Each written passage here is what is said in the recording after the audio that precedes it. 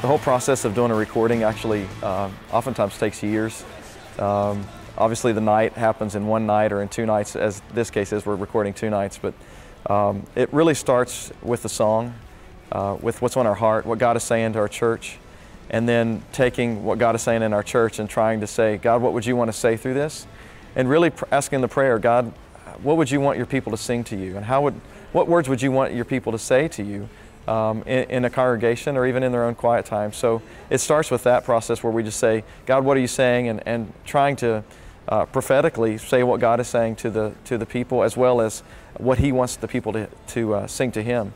So that process, oftentimes, the songwriting process is oftentimes a hurry up and wait process. Sometimes it happens quickly, sometimes it's a slow process. One of the songs that I wrote that's on this recording, I started writing probably 3 to 3.5 years ago. But then when it comes to the production on all of this stuff that we do, all the lighting and the rehearsing and the staging, all of that usually starts about 4 or 5 months before, maybe sometimes 6 months before. Probably should start about 6 months before, but depending on our schedule.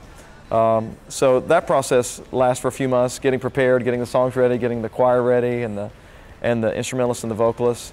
And that seems to be more like the icing on the cake than it really is the process. The process is really what's going on in our spirits and in our hearts, what God is speaking to us as a body of believers here at Gateway Church, as well as what He's speaking to us individually, and then being able to capture that on DVD and CD, and being able to let others hear what God is saying, what God is doing.